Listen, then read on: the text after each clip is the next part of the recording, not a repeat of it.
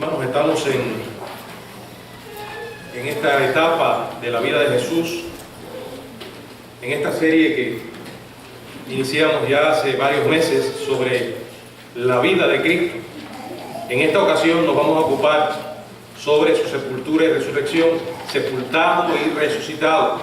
Y vamos a estar usando varios pasajes de los evangelios, pero específicamente el pasaje que aparece en el Evangelio de Juan, capítulo 19, donde tuvimos la lectura devocional a partir del verso 38, y el capítulo 20, los primeros 10 versículos. Vamos a orar. Padre, gracias por la oportunidad de traer tu palabra en esta mañana. Estamos en este momento reconociendo nuestra incapacidad humana, suplicándote humildemente que nos asistas con tu espíritu, que podamos hablar tu palabra, Señor. Edifica nuestras vidas, revela tu voluntad para nosotros en un sentido práctico. Y de manera especial, Padre, sé con aquellos que están aquí y que aún no conocen a Jesús. Que esta sea una oportunidad más para ellos de oír el mensaje de salvación. En el nombre de Cristo. Amén. Bueno, no puede haber muerte, o sea, no puede haber resurrección si antes no se ha producido una muerte real.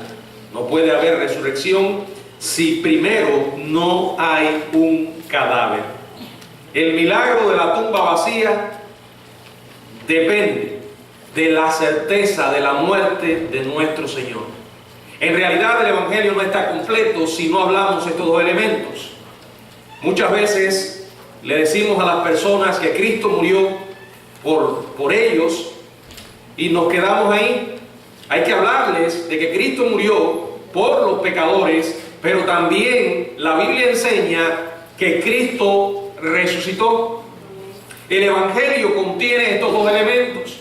No hay una clara y fiel exposición del Evangelio si no proclamamos la muerte y la resurrección de Jesucristo. A través de estos dos elementos se completó la obra redentora de Dios a favor nuestro.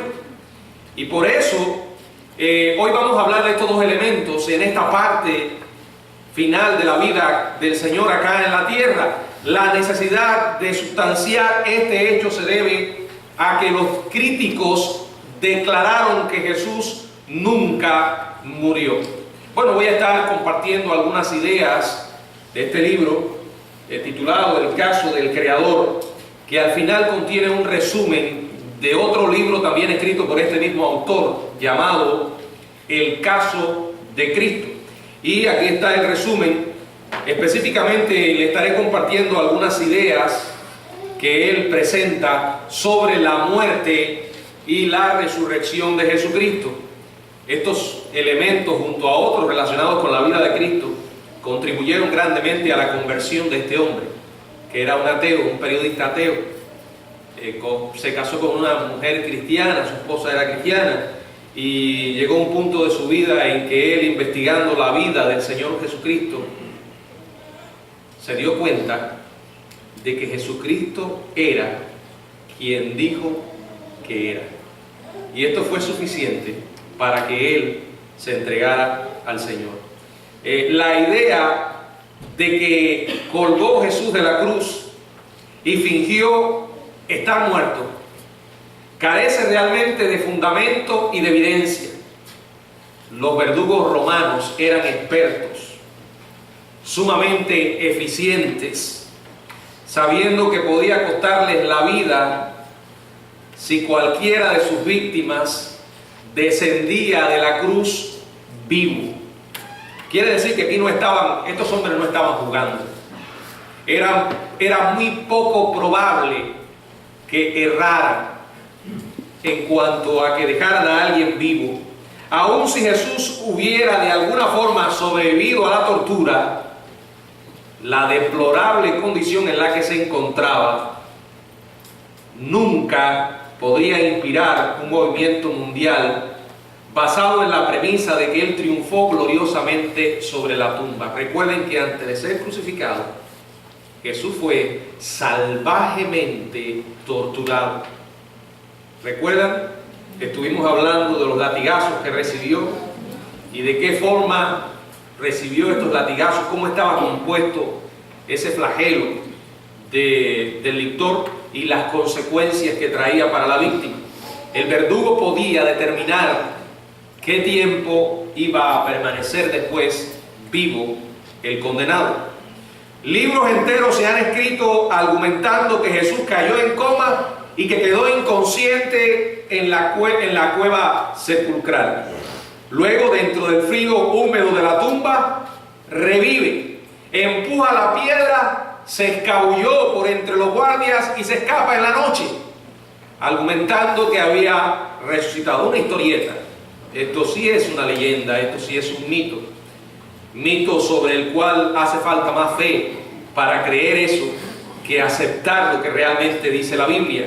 Y ya escucharon los argumentos que presenta Lee Strobel acerca de la poca probabilidad de que los verdugos, los soldados, se hubiesen equivocado y hubiesen bajado a Jesús de la cruz vivo. Juan describió y defendió la resurrección de Jesús contra todo tipo de críticos, pero sus palabras inspiradas y preservadas por el Espíritu Santo siguen siendo muy útiles para nosotros hoy, los que creemos, y no solo por razón de la teología correcta, sino por algo más básico. Como dice Juan en el mismo evangelio que lleva su nombre, en este capítulo 19, verso 35, dice: y el que lo vio da testimonio. Aquí tenemos el testimonio de primera mano de alguien que fue testigo ocular de todos los hechos que relata. Si usted va a la primera epístola de Juan, se va a dar cuenta que está leyendo información de alguien que presenció los hechos. Aquí dice: y el que vio da testimonio, y su testimonio es verdadero. Y él sabe que dice verdad para que vosotros también creáis. O sea, es sumamente importante para nosotros considerar las evidencias de la muerte y resurrección de Jesucristo, porque he ahí la piedra angular o la base sobre la que descansa nuestra fe. Un Salvador que murió y resucitó. Y repito, Juan fue un testigo, un fiel testigo de todos los sucesos que él relata. Si usted va de allí a la primera carta que lleva su nombre, comienza de esta manera: lo que era desde el principio, lo que hemos oído, dice él, lo que hemos visto con nuestros ojos, lo que hemos contemplado y palparon nuestras manos tocante al verbo de vida. O sea, Jesús, él vio a Jesús, vivió con él, escuchó sus enseñanzas, le tocó, dice, porque la vida fue manifestada y la hemos visto y testificamos. Y os anunciamos la vida eterna, la cual estaba con el Padre y se nos manifestó. Aquí hay evidencias. Aquí hay un testigo que sabe lo que está hablando. Él no se está haciendo transmisor de algo que escuchó. Él fue un testigo presencial de la vida, muerte y resurrección de Jesucristo. Me gustaría invitarles a reflexionar en varios aspectos sobre esta etapa del Señor, varios aspectos que aparecen en este pasaje de Juan 19, a partir del verso 38 hasta el capítulo 20, verso 10. Y quiero que veamos varias cosas. Vamos a ver en primer lugar un valor inusual. José de Arimatea pide el cuerpo de Jesús. Después, un servicio por amor. Jesús es sepultado. Veremos también una triste sorpresa. María se encuentra el sepulcro abierto. En cuarto lugar, una carrera hacia la evidencia. Pedro y Juan entran al sepulcro. Y en último lugar, una gran lentitud para entender. Los discípulos tardos para creer. En primer lugar, un valor inusual. José de Arimatea pide el cuerpo de Jesús. La palabra de Dios nos dice en el Evangelio de Juan, en este capítulo 19, verso 38, después de todo esto, José de Arimatea, que era discípulo de Jesús, pero secretamente, por miedo de los judíos, rogó a Pilato que le permitiese llevarse el cuerpo de Jesús, y Pilato se lo concedió. Entonces vino y se llevó el cuerpo de Jesús. Anteriormente un centurión ya había confirmado la muerte de Jesús. ¿Recuerdan? Con su lanza se aseguraron de que Jesús realmente estuviera muerto. Entonces José de Arimatea, aquí la palabra de Dios nos dice quién era este José de Arimatea. Dice que era un discípulo secreto de Jesús. Por alguna razón se había mantenido oculto. No había hecho pública su fe, pero llegó el momento en que manifestó valor, un valor inusual, porque estaba poniendo en peligro su vida al hacer semejante petición. Este hombre pide permiso para llevarse el cuerpo de su amigo. Quiero que entiendan que los romanos, de manera normal, tenían la costumbre de lanzar los restos de el condenado, del que había muerto, en una tumba sin marca, junto con otros enemigos del Estado. Pero Pilato probablemente quería evitar la manera de seguir ofendiendo a los judíos. La relación de él con los judíos estaba bien tensa. Habían tenido sus desacuerdos. Y entonces decide concederle la petición a José de Arimatea. José de Arimatea aparece en los 4 evangelios, solo en relación con la sepultura de Jesús. Los evangelios sinópticos relatan que era un miembro del Sanedrín y rico. Nos dicen además que él esperaba el reino de Dios. Quiero decirles que Juan trata en términos negativos esa idea de ser un discípulo secreto de Jesús. O sea, para él esto no estaba bien. O eres discípulo de Jesús o no lo eres. Allí en el Evangelio de Juan, en el capítulo 12, versos 42 y 43, dice: con todo esto, aún de los gobernantes muchos creyeron en él, pero a causa de los fariseos no lo confesaban para no ser expulsados de la sinagoga, porque amaban más la gloria de los hombres que la gloria de Dios. Pero en vista de que José de Arimatea se arriesga y se lo hace en público, arriesgando su reputación y hasta su propia vida al pedir el cuerpo de Jesús, aquí Juan lo presenta con un tono más positivo. Bueno, en realidad José de Arimatea estaba manifestando lo que verdaderamente había ya en su corazón. No es posible conocer al Señor y permanecer en silencio. Todo aquel que ha tenido un encuentro con Jesús quiere compartir esa buena nueva con todos aquellos que no le conocen. O sea, no hay agentes secretos en el cristianismo. Si somos discípulos de Cristo, proclamaremos esta realidad al mundo. Lo segundo que quiero que consideremos es un servicio por amor. Jesús es sepultado. Dice el verso 39 y verso 40. También Nicodemo, el que antes había visitado a Jesús de noche, vino trayendo un compuesto de mirras y aloes, como 100 libras. Tomaron pues el cuerpo de Jesús y lo envolvieron en lienzos con especias aromáticas, según es costumbre sepultar entre los judíos. Y en el lugar donde había sido crucificado había un huerto, y en el huerto un sepulcro nuevo, en el cual aún no había sido puesto ninguno.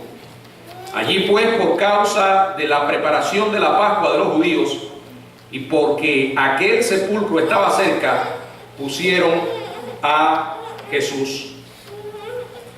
José pide el cuerpo de Jesús, y ahora también se le une otro discípulo del Señor, otro hombre que había ido a él de noche, y su testimonio aparece registrado en Juan capítulo 3.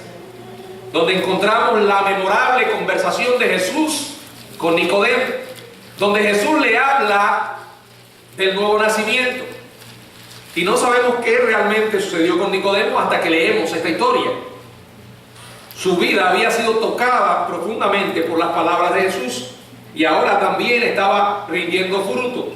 Se une Nicodemo a José. Ambos esperan que los soldados bajaran el cuerpo de Jesús de la cruz. Luego tuvieron que flexionar y masajear su cuerpo a fin de lograr un poco de relajación de lo que se llama el rigor mortis, que es esa rigidez que adquieren los cadáveres después de morir la persona. Bueno, con certeza ya había cundido debido a la caída de la temperatura y el esfuerzo físico antes de la muerte.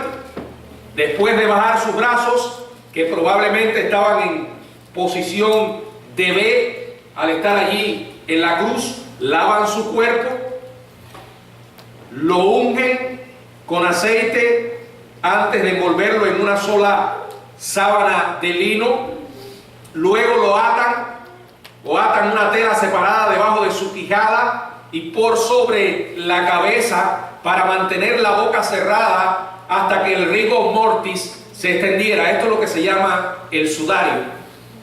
La costumbre judía de la sepultura requería que los hombres envolvieran el cuerpo de Jesús de la cabeza a los pies en tiras de lino empapadas con una mezcla de resinas con especias. O sea, después que la persona moría, era envuelto en todas estas mortajas. ¿Ustedes recuerdan cuando Jesús resucita a Lázaro? Que lo llama y le dice: Lázaro, ven fuera. ¿Qué dice después?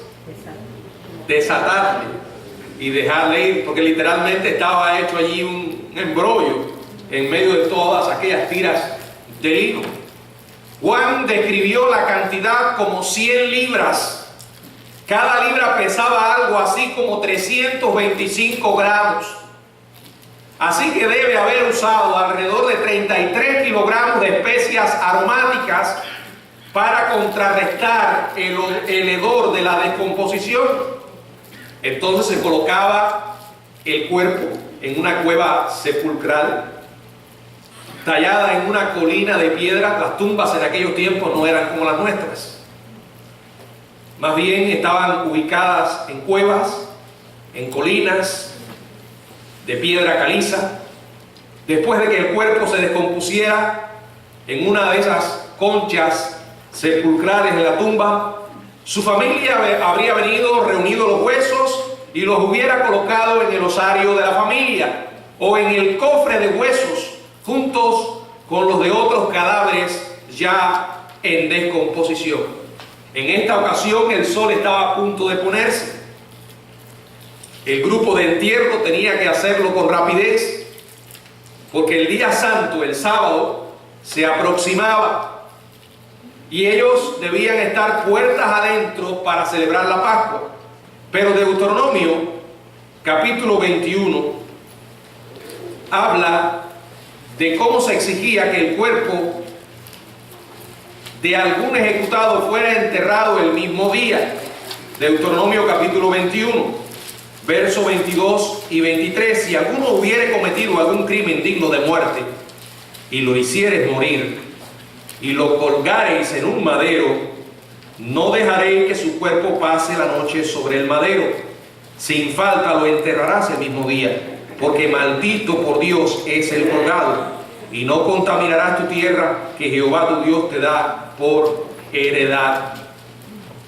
Indudablemente estos hombres aplicaron solo la primera capa de lino y de resina antes de colocar a prisa el cuerpo en la tumba, con la intención de volver el domingo para entonces completar el proceso que no habían concluido. Una vez que su cuerpo estaba dentro, un grupo de hombres hizo rodar una gigantesca piedra sobre la entrada a fin de mantener fuera a los ladrones de tumba y animales salvajes, y de igual manera que se quedara allí dentro el hedor de la descomposición. Y tenemos a un hombre literalmente muerto colocado en una tumba. En esa tumba se colocó una piedra. Otros evangelios hablan de que se colocó un sello, y aparte del sello se colocaron guardas para que velaran aquel lugar. O sea, estaban todas las condiciones desde el punto de vista humano para impedir que desapareciera el cadáver. No para impedir que resucitara, porque me imagino que ellos no pensaban que esto se iba a producir. Ahora, lo tercero que quiero que veamos es una triste sorpresa. María se encuentra el sepulcro abierto. Capítulo 20, versos 1 y 2. El primer día de la semana, María Magdalena fue de mañana, siendo aún oscuro, al sepulcro y vio quitada la piedra del sepulcro. Entonces corrió y fue a Simón Pedro y al otro discípulo, aquel al que amaba Jesús, y le dijo: se ha llevado del sepulcro al Señor y no sabemos dónde le han puesto. Juan da por sentado que el lector está familiarizado con los evangelios sinópticos de la resurrección de Jesús. En otros evangelios se cuentan otros relatos. Así que el propósito de Juan es contar algo diferente que ellos no hayan contado. Si hacemos una combinación de todos los relatos, vamos a tener algo parecido a esto que les voy a leer. Los relatos combinados revelan que varias mujeres, incluyendo María Magdalena, vinieron a la tumba del huerto para completar el proceso de entierro. Llegaron separadamente, pero más o menos a la misma hora. Al descubrir la tumba vacía, las mujeres se dividieron. Mateo, Marcos y Lucas nos dicen lo que sucedió a las demás mujeres. En Lucas, capítulo 24, verso 10, leemos lo siguiente. Lucas 24, verso 10. Era María Magdalena y Juana y María, madre de Jacobo, y las demás con ellas, quienes dijeron estas cosas a los apóstoles. En tanto que el relato de Juan se concentra en la experiencia de una en específico, María Magdalena. María Magdalena. Entre tanto que las demás mujeres entraron para ver más de cerca, María Magdalena ve quitada la piedra y de inmediato, ¿qué hace? Corre para informar a Pedro y a Juan. Algunos de manera jocosa dicen que Dios permitió que fueran las mujeres las primeras que vieran al Señor resucitado, porque de esta manera la noticia correría más rápido. No creo que esa haya sido la razón, no.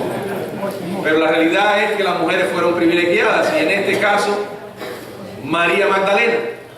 María Magdalena, ella de inmediato corre